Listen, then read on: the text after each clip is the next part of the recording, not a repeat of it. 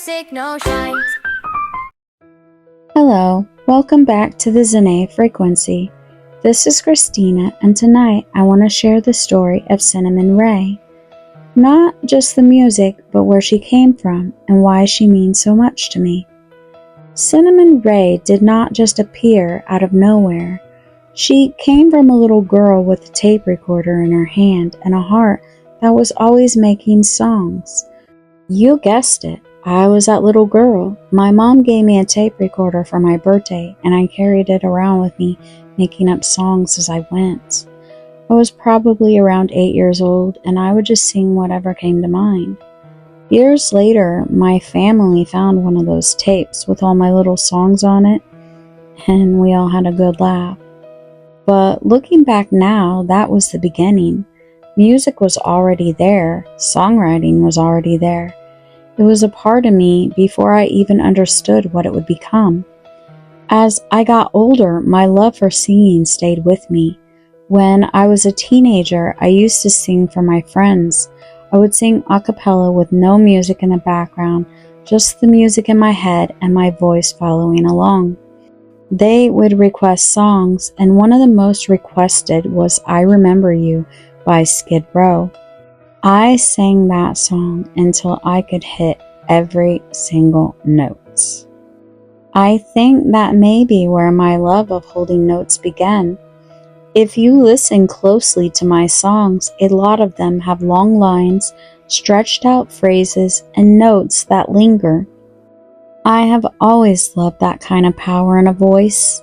There is something about it that feels deeper than singing. It feels like emotion being carried all the way through. And that is just who I was. I love to sing. I love to write songs.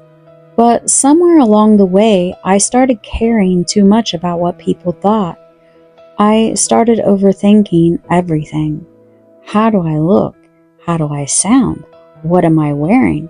Did I say something awkward? Are people going to judge me?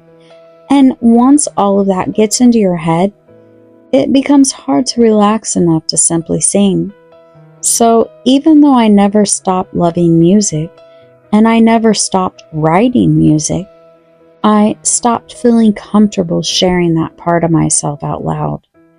After a while, I stopped expecting those songs to be heard. They stayed with me in my private world for a very, very long time. Still, that part of me never disappeared. My kids have definitely heard me making up songs over the years. We have made up so many together, just being silly, just having fun, just letting music happen naturally. So the music never really left. It just became quieter. And then years later, when I was writing The Keeper of the Chord, in the story, there's a lullaby that carries meaning. I wanted to write the lyrics for it and the music for it so it could feel real. I wanted it to exist outside of the page. And that opened a door. Because once I started thinking that way, I realized I had years of songs that had stayed with me. And for the first time, I started wondering if there might actually be a way to bring them to life. The problem was, I was still too shy to do that as myself. The idea of putting myself out there in a big public way felt very overwhelming.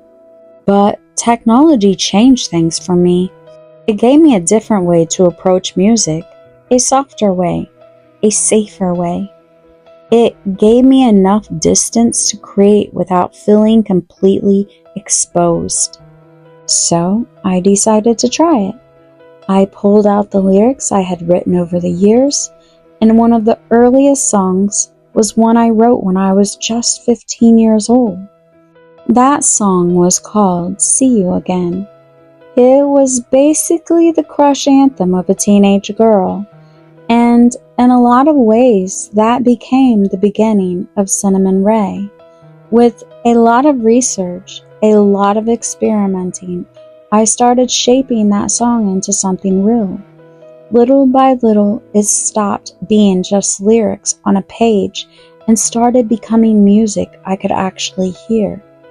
And then I made a very personal choice. I chose to use a voice filter. Part of that choice came from insecurity. I do not feel like my voice is in the same condition it used to be. Time changes things. Life changes things. Age, smoking in the past, and not practicing have all had an effect. Maybe I'm too hard on myself, but I wanted something more polished, more beautiful, something people would want to listen to. It is hard enough for me to hear myself in a podcast, let alone in a song. So instead of forcing myself into the spotlight in a way that felt very uncomfortable, I created a voice that felt closer to the one I remembered having when I was 15 years old. And that voice became Cinnamon. The first time I heard her, I got goosebumps because it was me, but an enhanced me. Me, but without all the hesitation getting in the way. It felt like hearing a part of myself come back. A part of me that had been there all along, just waiting for the right way to be heard. And I felt so much gratitude in that moment because I realized that technology had given me a bridge back to something that had always lived inside of me. It gave my songs a way to be heard. That is where Cinnamon Rae began. And everything about her reaches back into my childhood. She feels like my grandma's and me all wrapped up together. I started with her hair. It had to be a vivid cinnamon shade. Both sides of my family have red hair, and I ended up with a recessive blonde gene. But when you grow up surrounded by all that fiery color, it leaves an impression, so my cinnamon had to carry that warmth. And when I created this shade of her hair, it reminded me of the cinnamon sticks my grandma used to give us as treats. Once that clicked, everything fit. The color, the name, the feeling.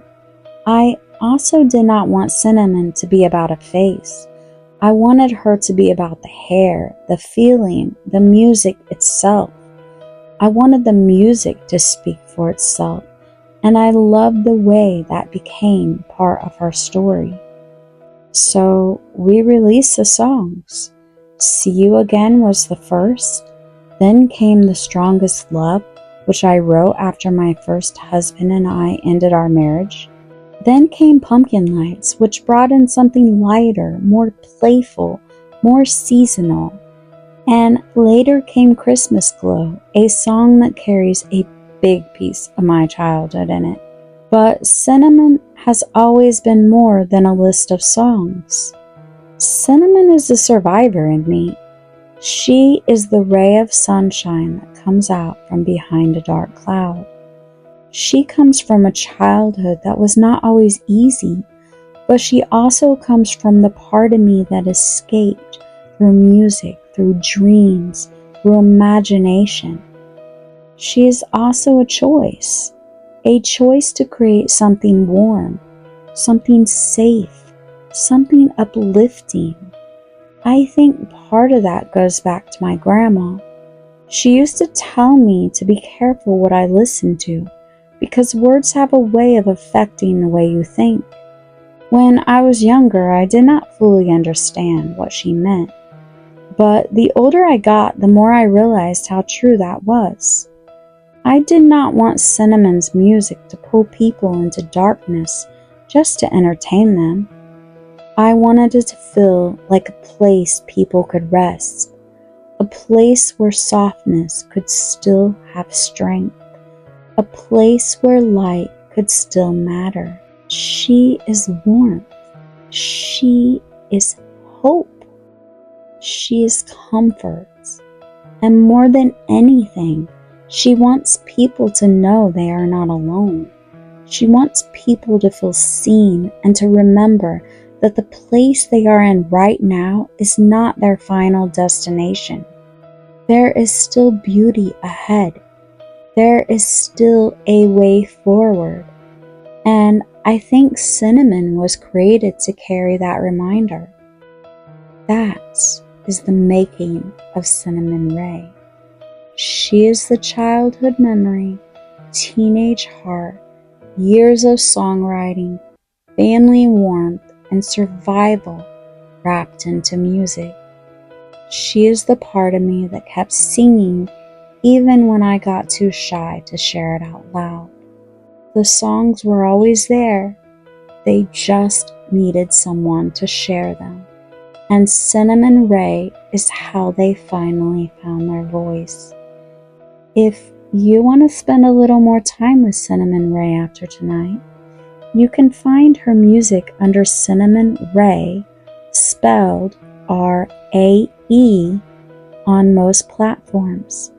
On Apple Music, she is still under Cinnamon because that is how she originally began. So feel free to go check her out and maybe find a song that resonates with you.